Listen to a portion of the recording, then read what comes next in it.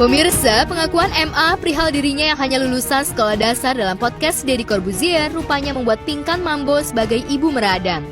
Pelantun kekasih yang tak dianggap itu tak terima dengan pernyataan putrinya. Pinkan mengaku jika MA tetap melanjutkan pendidikannya melalui homeschooling dengan yang setara dengan jenjang paket ABC. Sekolah yang Michelle bilang itu cuma sampai SD itu salah. Bahwa itu adalah sekolah sampai sekolah terus. Cuma kan homeschooling, jadi mungkin jenjangnya kan langsung paket A, paket B, paket C, jadi kayak gitu. Semua kan ada yang kita bisa ceritain di publik, ada yang nggak bisa kita ceritain di publik. Jadi juga ini kan tolonglah dibatasi, jangan sampai semua-muanya harus tahu gitu. Jadi intinya anak saya itu di dalam sekolahan. Ya, menurut penuturan Pinkan, lantaran MA pindahan dari Amerika membuat dirinya telat mengurus administrasi MA, dan jika MA mau melanjutkan sekolah di Indonesia, mau tak mau putrinya itu harus tinggal kelas. Tak ingin putrinya tertinggal pelajaran, Pinkan pun akhirnya menyekolahkan MA melalui homeschooling. Homeschooling karena dari Amerika, jadi kalau di sini mau cari kelas 3-nya gitu kan kadang-kadang dia harus tinggal kelas, jadi itu karena aku berpindah negara-negara gitu. Jadi karena waktu di Indo ke sana harus jedanya tuh kadang-kadang turun kelas. Jadi di Amerika kadang di-fight lagi gitu. Jadi sering pindah-pindah kota. Maka dari itu homeschooling. Di sisi lain, Pinkan yang mengaku sebagai ibu terbaik, Pinkan pun selalu ingin memberikan yang terbaik dan kenyamanan bagi anak-anaknya dalam hal pendidikan. Pinkan pun rupanya tak tega dan sedih ketika melihat MA tak merasa nyaman selama bersekolah. Pinkan yang ingin melihat MA happy, akhirnya Pinkan memindahkan putrinya ke sekolah lain. Waktu itu aku sempat sedih melihat di satu sekolahan, sekolah itu kayak kurang enak gitu, anak aku sedih gitu. Jadi aku keluarin dari sekolah itu, pindahin ke sekolah lain. Jadi aku terlalu suka baperan kalau misalnya anakku dalam keadaan sedih gitu. Aku kadang-kadang aku pindahin sekolahnya gitu, karena aku nggak mau anakku sedih gitu. Jadi aku kasih sekolah yang bikin dia happy. Sejak putrinya mengaku mendapat pelecehan hingga membeberkan perihal pendidikannya yang hanya lulusan SD, Pinkan terus mendapat hujatan. Stigma negatif dari netizen jika dirinya adalah seorang ibu yang tak bisa melindungi anaknya kian melekat dalam dirinya. Lantas apa tanggapan Pinkan perihal dirinya dicap sebagai ibu yang buruk? Benarkah Pinkan tak pernah melihat podcast MA dengan sejumlah selebriti? Aku nggak pernah nonton karena aku nggak kuat nontonnya. Jadi ya jujur aku semua podcastnya anak aku tuh sumpah aku tuh nggak pernah nonton, dan juga setiap komen netizen juga nggak pernah aku sentuh. Jadi kalau aku jauh-jauh dari komen netizen, kecuali kalau aku lagi live kan sekarang nyerang kan, karena aku lagi main koin kan, jadi aku serang situ nangis, nggak sanggup, terus nanti nangis dibilang lagi goodbye, nggak nangis dibilang kenapa nggak nangis, terus kadang-kadang ya aku jadi kalah koin aku. Akhirnya aku ngambek, aku bilang udah buat sebelah aja koinnya, aku nggak usah ada yang ngasih, aku masih ada kerjaan yang lain sambil nangis. Kan kita juga cari koin juga gitu di situ gitu, buat kerjaan juga. Jadi sedih aku nggak ada yang support gitu karena berita ini. Jadi nggak apa-apa kalian kayak gitu deh Mbak. Jadi kadang nangis gitu. Hingga kini hubungan Pinkan dengan MA masih belum membaik. Apalagi hingga kini MA masih belum pulang ke rumah dan tinggal bersama Pinkan. Hal ini tentu saja membuat Pinkan sebagai ibu sedih. Meski MA kini belum kembali pulang, namun Pinkan sempat membuka komunikasi dengan MA. Pinkan pun sempat menasihati MA, mantan teman duet Maya Estianty berharap jika hubungan dirinya dengan MA bisa kembali membaik. Wah, nggak bawa lagi HP-nya. Padahal tadi taruh di story aja kali ya. Padahal ada di HP-nya anak itu ada perdebatan antara di rumah sama ya, sampai kita bilang gini nggak bisa jawab gitu kan. Pokoknya sampai bilang di WA gitu kan, kayak gitu ya sama mami gitu, karena mami kan kita ini hidup mami doang yang cari uang, jangan kayak gitu, gini. Tapi misalnya nanti pokoknya adalah secret rahasia gitu yang diomongin, terus bilang diem aja gitu. Jadi mungkin dia sekarang udah calm down, udah reda, karena pokoknya juga udah belain, maksudnya bukan bilang, maksudnya bilangin mami gitu, jangan kayak gitu koko nggak suka gitu. Jadi ya mudah-mudahan doain aja semuanya segera beransur membaik, jangan sampai saya kenapa-napa, karena saya ini tidak pernah bermaksud untuk menjelekkan anak, tidak. Karena kalau saya menjelekkan anak dari kemarin saya udah ngomong, tapi saya kan nggak pernah ngomong jelek kan. Saya cuma bilang mengklarifikasi kalau saya dibilang ibu yang nggak baik, saya nggak saya akan ngomong bahwa saya yang bayarin sekolah semua itu saya semua. Jadi bukan netizen salah lagi dibilang materi kok diungkit-ungkit, bukan ungkit-ungkit, maksudnya mau ngasih tahu saya sayang. Udah gitu aja deh. Sementara itu, pedangdut Putri Isnari tengah menjadi sorotan pasca dilamar kekasihnya Abdul Aziz, seorang pengusaha Kalimantan Timur.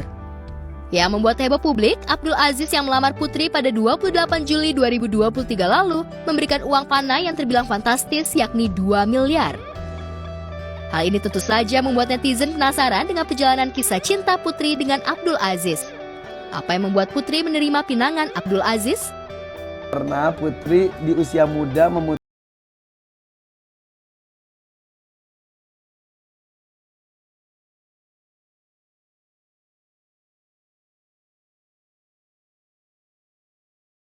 karena sudah menemukan yang serius. selama ini lu berusaha mencari emang. Enggak juga. Jadi Tahu dari mana dia serius? Tahu dari awal. Menilainya gimana? Dari awal dia komunikasi sama Putri, Mak. Dari awal dia komunikasi sama Putri tuh udah feelnya pengen serius, nggak mau ngajak pacaran kayak gitu. Jadi ketemu awalnya tuh katanya lu tuh dapat job bernyanyi kejutan laki-laki ini. Iya, tapi komunikasi sebelumnya udah 3 bulan komunikasi gitu. Kenal awalnya jadi dari mana? Dari DM Instagram awalnya kan dikenalin. Yang DM Instagram siapa? Ya duluan lah. Ya, iya siapa aja. Mahal nih. Jadi ketemu pertama di situ. Ketemu pertama di situ. Setelah DM-an gak pernah ketemu. Nelpon suka. Telepon. Video call. Gak pernah. Nggak pernah. Tapi dia pernah ngajak video call. Enggak pernah juga. Jadi pertama ketemu langsung tuh jadi lu cuma lihat aja foto-foto di IG-nya gitu. Dia yang jemput Putri, tapi Putri kan mahal. Jadi Sok mahal. Ketabuk kan dia. bercanda ya. Jadi oke, masker sama kacamata sama budi jadi Putri tuh sepanjang jalan nggak mau buka.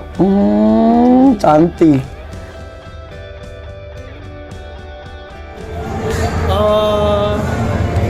Wow, kalau saya pikir sih kalau memang dia memang laki-laki yang sukses dan mampu untuk mengcover 2,5, menjanjikan 2,5 miliar itu ya kenapa enggak ya? Apapun alasannya saya yakin dan percaya ya mungkin itu sesuatu yang bisa diterima sih. Wah, ini berita bagus buat kalian-kalian yang ngeluh kayak aduh kok gue gini-gini aja. Kan biasanya cewek suka ngeluh gitu. Sabar, husnuzon aja, siapa tahu kalian ntar jodohnya pengusaha terus dikasih duit miliaran rupiah ya kan. Jadi ya namanya jodoh kan gak ada yang tahu ya kan. Ada tukang becak jodohnya pengusaha, ada pengusaha jodohnya tukang becak gitu ya kan. Ya jadi buat kalian sebenarnya tetap optimis aja lah. Meski baru kenal beberapa bulan, namun lantaran Abdul Aziz begitu perhatian kepada dirinya, apalagi saat Putri sempat jatuh pingsan saat mengisi sebuah acara akibat kelelahan, Abdul Aziz selalu sigap di sampingnya. Hal ini rupanya membuat hati Putri luluh dan mau menerima lamaran Abdul Aziz. Lantas benarkah Abdul Aziz mengungkapkan isi hatinya saat di bandara? Udah habis itu akhirnya ya udah kan, habis itu kan aku pingsan di sana. Akhirnya dia Pingsan? ngapain? Acting kan lu? Astagfirullah. Gak pernah aja ketemu lu pingsan. Minta digendong biar coba ditolongin enggak. So mahal lu, murah juga lu. Mahal lu. Beneran itu beneran. Jadi lu pingsan. Tapi lu tahu digendong sama dia siapa? Apa lu gini? Enggak. Bopong aku, Iya, bopong bener. aku. Berarti pingsan. Pingsan. Digendong. Dia yang Dia yang gendong. Aduh, pas lagi acara lu pingsan.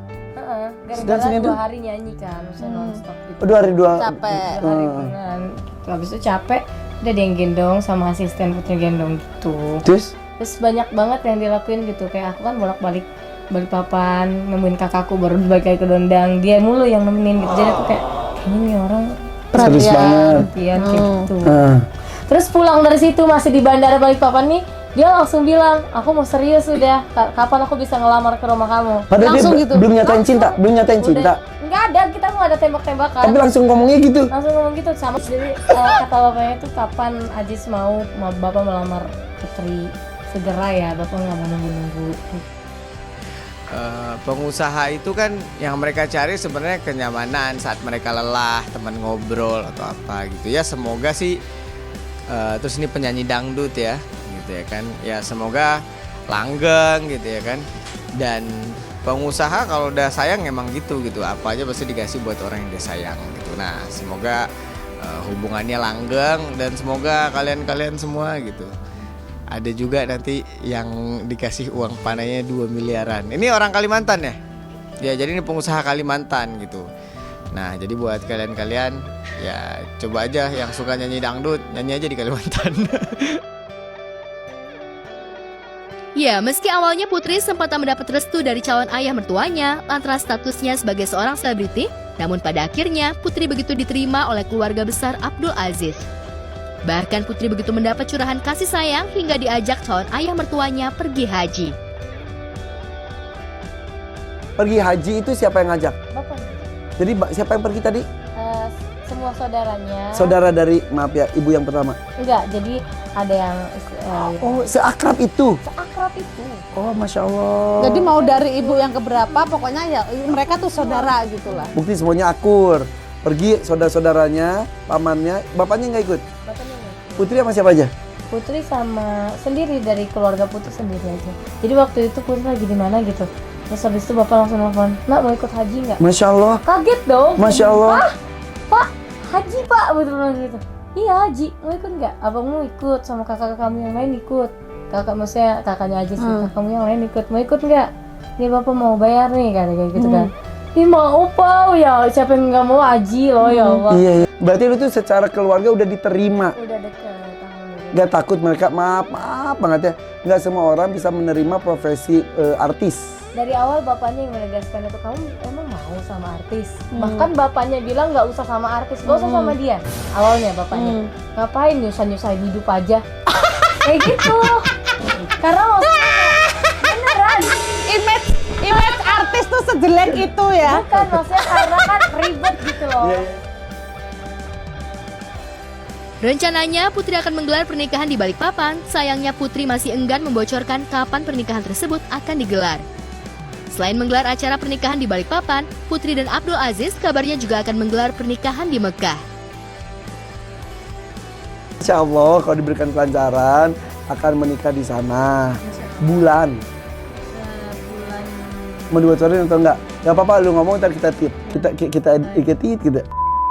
Tapi ini ada rencana juga. Maksudnya ini keinginan bapaknya, pengen menikah. Kok gini deg-degannya seneng. Pengen menikahkannya di Mekah. Ayo. Tapi kan ayo itu lagi. kembali mau banyak uang atau tidak, kalau nggak ada jalan ke sana ya nggak bakal. Masya Allah bisa. Putri. Ya kan? Jadi ya itu sambil berjalannya waktu aja. Ih kau beneran di sana, Masya Allah Put ya. Put ya Allah Put. Tak hanya perihal uang panah yang diterimanya, rumah mewah Putri yang terdiri dari 3 lantai juga menjadi sorotan. Rumah mewah merupakan pencapaian dan kebanggaan bagi Putri dari hasil jerih payahnya selama ini. Bagaimana tidak, Putri yang hanya anak seorang tukang becak dan sering mendapat bulian mampu membuktikan jika dirinya bisa sukses.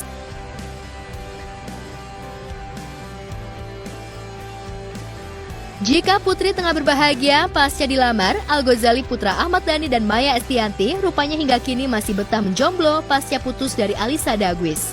Masih betah menjomblo, Al kerap dijodohkan dengan sejumlah selebriti wanita. Baru-baru ini, Al dijodohkan netizen dengan Amanda Rawlings lantaran keduanya dianggap cocok. Lantas, apa tanggapan Al perihal dirinya kembali dijodohkan dengan Amanda?